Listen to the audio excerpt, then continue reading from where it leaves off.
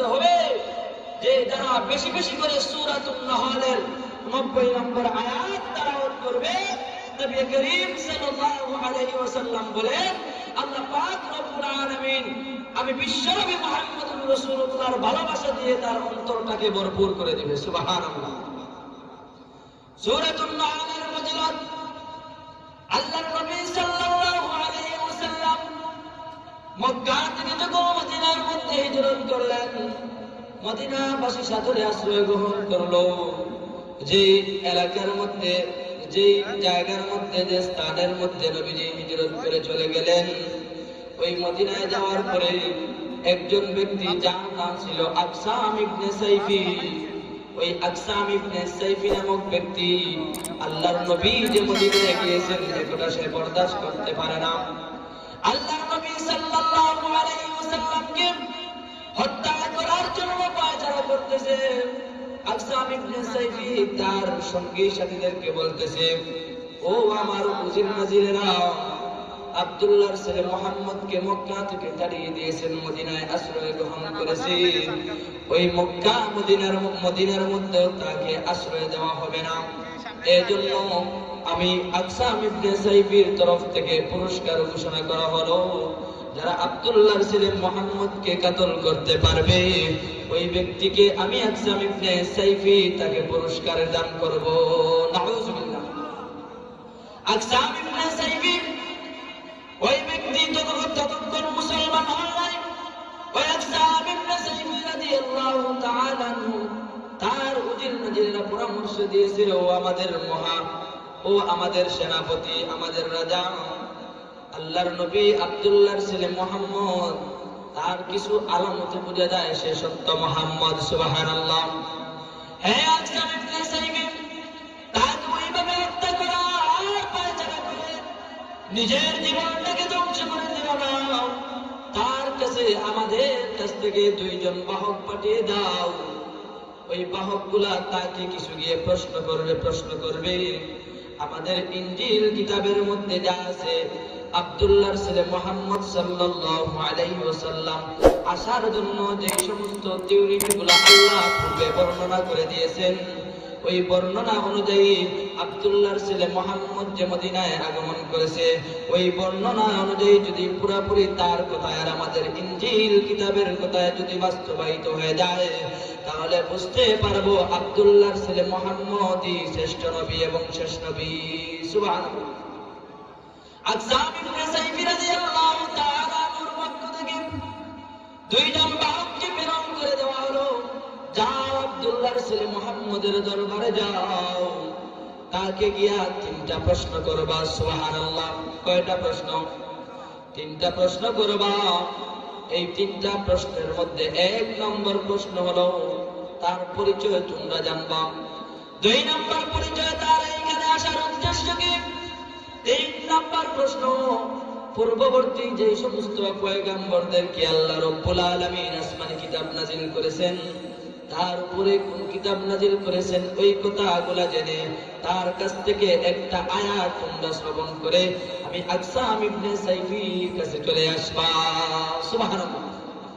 আকসাম ইবনে sci-fi রাদিয়াল্লাহু তাআলা তখন মুসলমান হন নাই। আকসাম ইবনে সাইফির 2 জন বাহক আল্লাহর নবী সাল্লাল্লাহু আলাইহি ওয়াসাল্লামের কাছে আসলেন।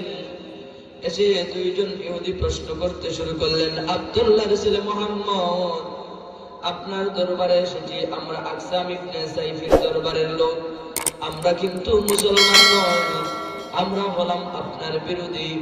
এজন্য আপনার নিকট 3টা প্রশ্ন নিয়ে আসছি। ওই 3টা প্রশ্নের যদি হুবহু তুমি উত্তর দিতে পারো তাহলে বুঝতে পারবো তুমি সত্যিকারের নবী।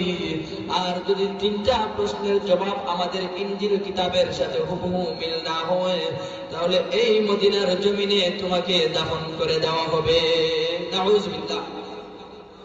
আকসাম ইবনে সাইফি রাদিয়াল্লাহু তাআলা আনহুর 2 জন বাহক আল্লাহর নবী সাল্লাল্লাহু আলাইহি ওয়াসাল্লামের দরবারে এসে 1 নম্বর প্রশ্ন করলেন, ও আব্দুল্লাহর ছেলে মুহাম্মদ, মান আনতা, তোমার পরিচয় দাও, কে তুমি, তুমি কোন বংশের, কি তোমার পরিচয় দাও। সাল্লাম বলেন, আনা মুহাম্মদ ইবনে আব্দুল্লাহ। তারা বলে পরিপূর্ণ পরিচয় দিতে হবে। আল্লাহর নবী সাল্লাল্লাহু আলাইহি ওয়াসাল্লাম বলেন, আনা মুহাম্মদ ইবনে আব্দুল্লাহ ইবনে আব্দুল মুত্তালিব বিন হাশ বিন আব্দুল মানাফ বিন কুসাই বিন কিলাব বিন মুযা বিন কাব বিন লুই বিন জালিদ বিন যাহর বিন মালিক বিন কেনানা বিন হুযায়ফা বিন মুত্তাজা বিন মাযা বিন নাদা বিন মাআজ বিন আদনান বিন হুজু বিন তারিক বিন মুকাওয়িদ বিন ইয়াসাদ বিন ইয়ারাব বিন সালেহ বিন ইসরাঈল ইবনে ইব্রাহিম খলিলুল্লাহ। হে আকসাম ইবনে সাইফির বাহক দুইজন শুনে রাখো, আমি ওই ইব্রাহিম আলাইহিস সালামের বংশধর, যিনি আল্লাহ রাব্বুল আলামিনের দরবারে দোয়া করেছিলেন, রব্বানা ওয়াবআস ফীহিম রাসূলাম মিনহুম ইয়াতলু আলাইহিম আয়াতিহি ওয়া ইউযাক্কিহিম ওয়া ইউআল্লিমুহুমুল কিতাবা ওয়াল হিকমা ওয়া ইন কানু মিন ক্বাবলু লাফী দালালিন মুবিন। আমি ওই ইব্রাহিম আলাইহিস সালামের বংশধর আব্দুল্লাহর ছেলে মুহাম্মদ। জুড়ে বলেন সুবহানাল্লাহ। ইহুদি দুইজন, আকসাম ইবনে সাইফির প্রেরিত দুইজন বাহক। এক নম্বর প্রশ্নের জবাব তাদের ইনজিল কিতাবের সাথে মিলিয়ে দেখে হুবহু আব্দুল্লাহর ছেলে মুহাম্মদ যেই বর্ণনা দিয়েছে, ইনজিল কিতাবের সাথে হুবহু মিলে গেছে। সুবহানাল্লাহ। হে আব্দুল্লাহর ছেলে মুহাম্মদ, দুই নম্বর প্রশ্ন হলো, তুমি দুনিয়ার জমিনে মদিনার মধ্যে কি জন্য এসেছো? কি তোমার উদ্দেশ্য? আল্লাহর নবী সাল্লাল্লাহু আলাইহি ওয়াসাল্লাম বলেন, আল্লাহ রাব্বুল আলামিন আমাকে ওয়া মা আরসালনাকা ইল্লা রাহমাতাল লিল আলামিন। আল্লাহ রাব্বুল আলামিন আমাকে পৃথিবীর জমিনের মধ্যে রাহমাতুল লিল আলামিন হিসেবে প্রেরণ করেছেন। আমি আসমানের জন্য রহমত, জমিনের জন্য রহমত। আমি মানুষের জন্য যেমন রহমত, জীবজন্তুর মধ্যে তেমন রহমত। আমি আল্লাহর নবী, বিশ্ব নবী, নবীদের জন্য যেমন রহমত, আমি সমস্ত গোটা পৃথিবীর মাখলুকাতের জন্য রহমত। আল্লাহ রাব্বুল আলামিন আমাকে পৃথিবীর জমিনে রহমত স্বরূপ প্রেরণ করেছে। সুবহানাল্লাহ। তখন আকসাম ইবনে সাইফি রাদিয়াল্লাহু তাআলা আনহুর দুইজন বাহক দুই নাম্বার প্রশ্নের জবাবে ইনজিল কিতাবের মধ্যে দেখে হুবহু আব্দুল্লাহর ছেলে মুহাম্মদ যেই বর্ণনা দিয়েছে, আমাদের প্রশ্নের জবাব যা রয়েছে হুবহু মিলে গেছে। সুবহানাল্লাহ। তিন নম্বরে প্রশ্ন করে, হে আব্দুল্লাহর ছেলে মুহাম্মদ, তিন নম্বর প্রশ্ন, দুইটা প্রশ্ন আমাদের ইনজিল কিতাবের সাথে মিলে গেছে। তিন নম্বর তোমাকে প্রশ্ন করব, ওই প্রশ্নটার তুমি সঠিক জবাব দিতে হবে, আনসার দিতে হবে। বলে তিন নম্বর প্রশ্ন কি? বলে তিন নম্বর প্রশ্ন হলো, আল্লাহ রাব্বুল আলামিন যে তোমাকে পয়গম্বর হিসাবে প্রেরণ করেছেন, তোমাকে কি মহান রব্বুল আলামিন কিতাব প্রদান করেছেন? বলে হ্যাঁ। বলে দলিল কি? তানজিলুম মির রাব্বিল আলামিন, রবের পক্ষ থেকে আমাকে কিতাব দেওয়া হয়েছে। বলে ও আব্দুল্লাহর ছেলে মুহাম্মদ, তোমাকে যে কিতাব প্রদান করা হয়েছে, ওই কিতাব থেকে মেহেরবানি করে আমাদেরকে একটা আয়াত তেলাওয়াত করে শোনাইয়া দাও। সুবহানাল্লাহ। আজকে আলোচনার তেলাওয়াতের আয়াত আল্লাহর নবী সাল্লাল্লাহু আলাইহি ওয়াসাল্লাম বলেন, হে মুমিনেরা, তোমরা তেলাওয়াত শুনতে চাও, আমি বিশ্ব নবীর মুখ নিঃসৃত বাণী থেকে শুনে নাও। আল্লাহর নবী সাল্লাল্লাহু আলাইহি ওয়াসাল্লাম এই সূরাতুন নাহলের 90 নম্বর আয়াতটা আকসাম ইবনে সাইফি রাদিয়াল্লাহু তাআলা আনহুর দুইজন বাহককে শুনাইয়া দিলেন। সুবহানাল্লাহ। ওই আয়াতটা সূরাতুন নাহলের 90 নম্বর আয়াত যখন আল্লাহর নবী সাল্লাল্লাহু আলাইহি ওয়াসাল্লাম তাদেরকে শুনাইয়া দিলেন, এমন ভালো লাগলো নবীজির তেলাওয়াত, মুখের তেলাওয়াত, এমন ভালো লাগলো নবীজির কণ্ঠের তেলাওয়াত। ওই বাহক দ্বিতীয়বার আল্লাহর নবীকে বলে, আব্দুল্লাহর ছেলে মুহাম্মদ রে, যে আয়াতটা তুমি তেলাওয়াত করেছো, ওই আয়াতটা তুমি আমাদেরকে আবার তেলাওয়াত করে শোনাও। 2 নম্বর বার তেলাওয়াত করে শোনানো হলো। হে আব্দুল্লাহর ছেলে মুহাম্মদ, তোমার কণ্ঠের মধ্যে এত সুমধুর ধারণ করা হয়েছে, আবার তুমি আমাদেরকে ওই আয়াতটা তেলাওয়াত করে শোনাও। তাফসীরের কিতাবের মধ্যে লিখেন আল্লাহর নবী সাল্লাল্লাহু আলাইহি ওয়াসাল্লাম আকসাম ইবনে সাইফের দুইজন বাহককে সূরাতুন নহলের 90 নম্বর আয়াতটা 3 বার তেলাওয়াত করে শোনাইলেন। সুবহানাল্লাহ। এই 3 বার তেলাওয়াত করে শোনানোর সাথে সাথে আকসাম ইবনে সাইফের দুইজন বাহক তারা আয়াতটা মুখস্থ করে নিল। সুবহানাল্লাহ। আয়াতটা যখন মুখস্থ করে নিল, নেওয়ার পরে আল্লাহর নবী সাল্লাল্লাহু আলাইহি ওয়াসাল্লামের দরবার থেকে আকসাম ইবনে সাইফি রাদিয়াল্লাহু তাআলা আনহুর দরবারে চলে গেলেন। আকসাম ইবনে সাইফিকে বললেন, হে আমাদের রাজা, আপনি যে 3টা প্রশ্ন দিয়ে আমাদেরকে প্রেরণ করেছিলেন, আব্দুল্লাহর ছেলে মুহাম্মদ যে 3টা প্রশ্নের হুবহু ইনজিল কিতাবের সাথে মিলে গেছে। সুবহানাল্লাহ। তবে একটা আশ্চর্যজনক ঘটনা আছে। ও আকসাম ইবনে সাইফি, শুনুন, তুমি যে বলেছিলে আব্দুল্লাহর ছেলে মুহাম্মদের কাছে আল্লাহ রাব্বুল আলামিন যে কিতাব নাযিল করেছেন, ওই কিতাব থেকে একটা আয়াত তেলাওয়াত করে শুনে আসবো। ওই আয়াতটা আমরা শুনে এসেছি, এত ভালো লাগেছে। আকসাম ইবনে সাইফি বলে, আয়াতটা কি শোনায়া দাও। এবার ওই বাহক দুইজনের মধ্যে একজন আকসাম ইবনে সাইফিকে শোনাইতেছে, ইন্নাল্লাহা ইয়ামুরু বিল আদলি ওয়াল ইহসান ওয়া ইতাই যিল কুরবা ওয়া ইয়ানহা আনিল ফাহশাই ওয়াল মুনকারি ওয়াল বাগই يعظكم لعلكم تذكرون। এই আয়াতটা যখন আকসাম ইবনে সাইফি রাদিয়াল্লাহু তাআলা কে শোনানো হলো, আকসাম ইবনে সাইফির অন্তরের মধ্যে আল্লাহ রাব্বুল আলামিন তেলাওয়াতের বিনিময়ে কুফরিত্বকে বাহির করিয়া ওই তিলাওয়াতের মাধ্যমে ঈমানের নূর পয়দা করে দিতেছেন। সুবহানাল্লাহ। আকসাম ইবনে সাইফি রাদিয়াল্লাহু তাআলা ভালো লাগলো, আবার শুনতে চাইলেন। বাপ দুইজনের মধ্যে একজন থেকে আবার তেলাওয়াত করে শোনাও। আবার শোনানো হলো। আবার 2 নাম্বার তেলাওয়াত করে শোনানোর পরে আকসাম ইবনে সাইফির কাছে আরো বেশি ভালো লাগলো, আরো বেশি মজা লাগলো। আকসাম ইবনে সাইফি কিরাক দিয়ে বলে, ও আমার বাহকেরা শোনো, এত ভালো লাগছে তেলাওয়াতটা। আকসাম ইবনে সাইফি আরবি এই আয়াতের তেলাওয়াতে আল্লাহ রাব্বুল আলামিন কি বলেছেন সবকিছু সে বুঝে ফেলেছে। সুবহানাল্লাহ। তৃতীয়বারও আয়াত তেলাওয়াত করে শুনতে চাইল। 3 নাম্বার বার যখন তেলাওয়াত করে শোনাইলেন আকসাম ইবনে সাইফি, আল্লাহর নবী সাল্লাল্লাহু আলাইহি ওয়াসাল্লামের এই আকসাম ইবনে সাইফি সূরাতুন নহলের 90 নম্বর আয়াতের তেলাওয়াত শুনলেন। 3 বার শোনার পরে চুপ হয়ে গেলেন, কারো সাথে কোনো কথা বলেন নাই।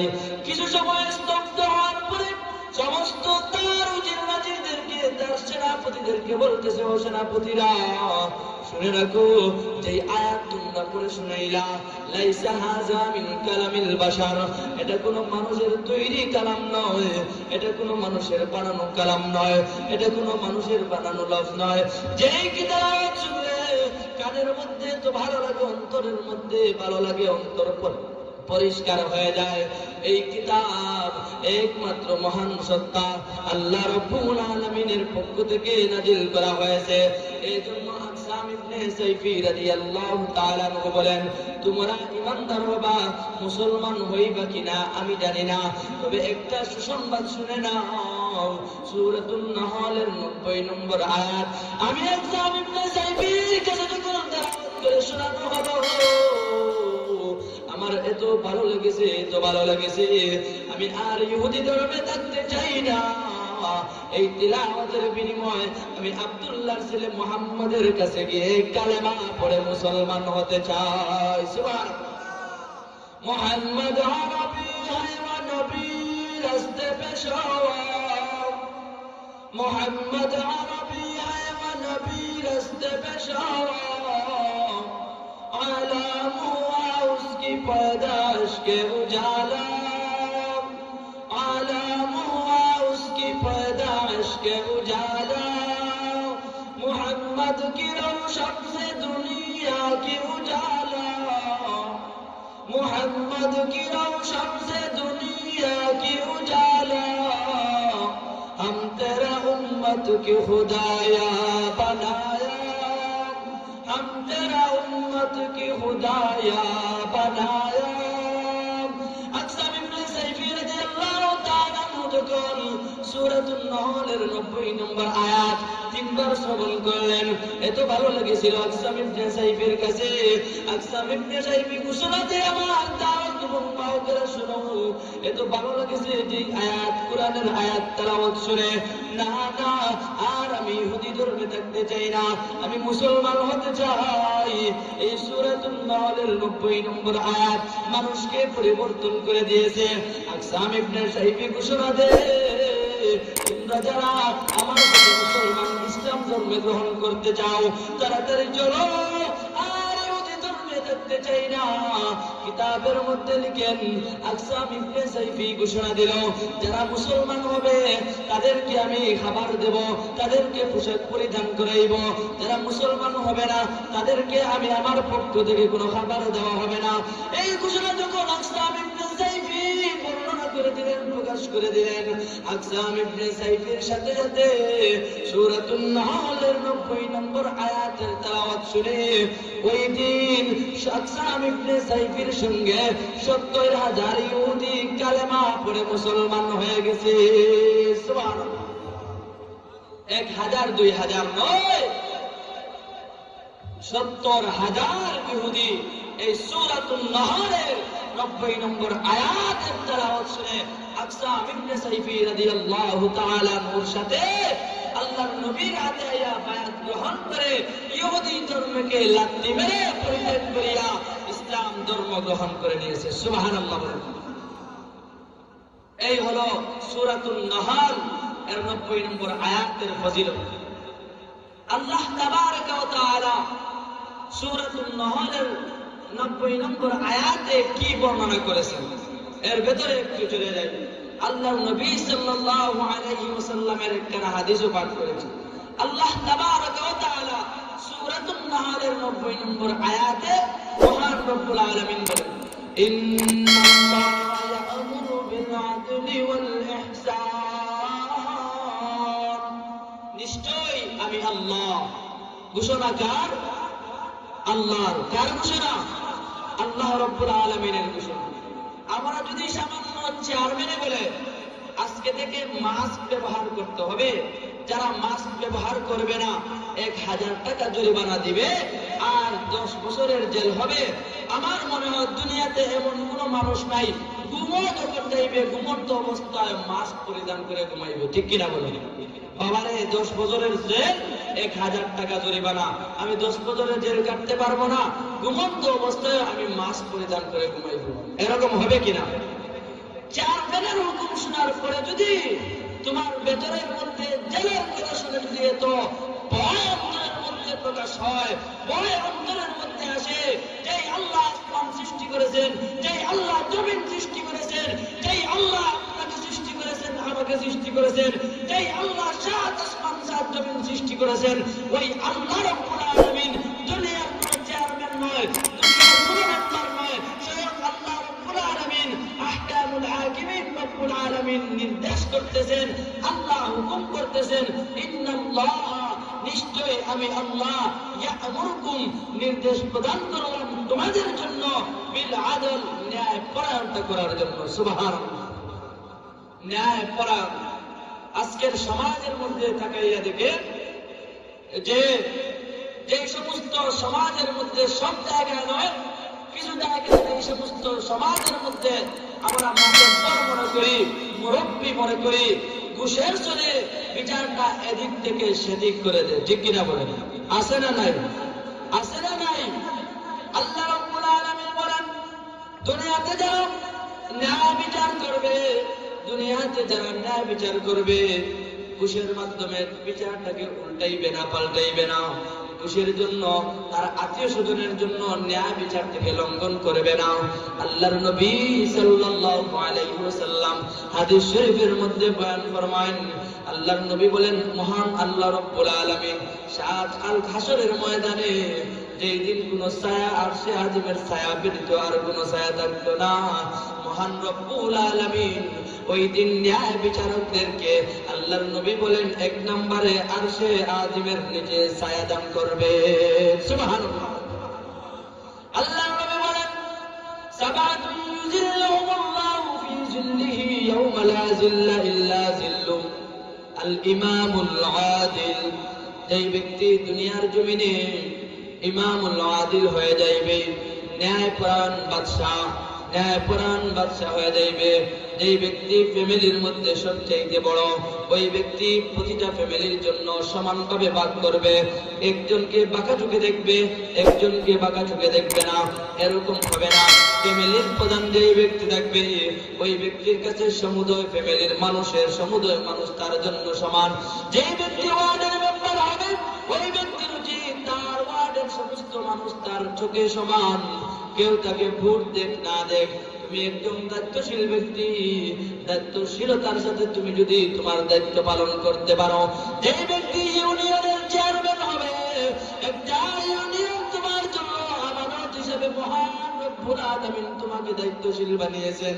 তুমি ওই দায়িত্বটা পুঙ্খানুপুঙ্খভাবে যদি আদায় করতে পারো, এই ব্যক্তি একটা দেশের রাষ্ট্রপ্রধান হয়ে যাবে। ওই রাষ্ট্রপ্রধান যদি সত্যভাবে ন্যায়পরায়ণভাবে সত্যভাবে ইনসাফ ভিত্তিক যদি রাষ্ট্রের মানুষের কাছে যদি ভালো ব্যবহার করে, মানুষের কাছে যদি ন্যায় বিচার যদি সংগঠিত করে দেয়, তাহলে আল্লাহর নবী সাল্লাল্লাহু আলাইহি ওয়াসাল্লাম বলেন আল্লাহ যে আরশে আজিমের নিচে 7 শ্রেণীর মানুষদেরকে স্থান দিবেন। তার মধ্যে এক নম্বর হলো যারা ন্যায়পরায়ণতা করবে, আদল করবে। আল্লাহ তাবারক ওয়া তাআলা এই ন্যায়পরায়ণতার কারণে কাল হাসরের ময়দানে তাদেরকে আরশে আজিমের নিচে স্থান দিবেন। সুবহানাল্লাহ। যেই দিন নিজের সঙ্গী সাথী কেউ হবে না, একমাত্র আল্লাহ এবং ওনার নবী বন্ধু হবে। ওই দিন আল্লাহকে এবং ওনার হাবিবকে আমরা সকলেই বন্ধু বানাইতে চাই কি চাই না? যদি চাই তাহলে সমাজের মধ্যে ইনসাফ ভিত্তিক কায়েম করতে হবে, ইনসাফ কায়েম করতে হবে। সমাজের মধ্যে যারা মাতব্বর আছে তাদেরকে সম্বোধন করিয়া আল্লাহ রাব্বুল আলামিন নির্দেশ দিয়েছেন, নবীজি সুসংবাদ দিয়েছেন, তোমরা ইনসাফ ভিত্তিক ন্যায়পরায়ণতার সাথে সমাজকে তোমরা প্রতিষ্ঠিত করো, সমাজের সাথে ভালো ব্যবহার করো। যদি আল্লাহর নির্দেশ পালন করতে পারো, নবীজি সুসংবাদ প্রদান করেছেন কাল হাসরের ময়দানে যেই আরশে আজিমের ছায়া ব্যতীত আর কোনো ছায়া থাকতো না, ওই দিন তোমাকে আল্লাহ রাব্বুল আলামিন বন্ধু হিসেবে গ্রহণ করে আরশে আজিমের নিচে স্থান দিবেন। সুবহানাল্লাহ। আল্লাহ পাক রব্বুল আলামিন আমাদের সবাইকে ন্যায়পরায়ণতাভাবে ইনসাফ ভিত্তিক বিচার বিবেচনা করার তৌফিক যেন দান করেন। সকলে বলি আমিন। ওয়া আখিরু দাওয়ানা আলহামদুলিল্লাহি রাব্বিল আলামিন। আসসালামু আলাইকুম ওয়া রাহমাতুল্লাহি ওয়া বারাকাতুহু।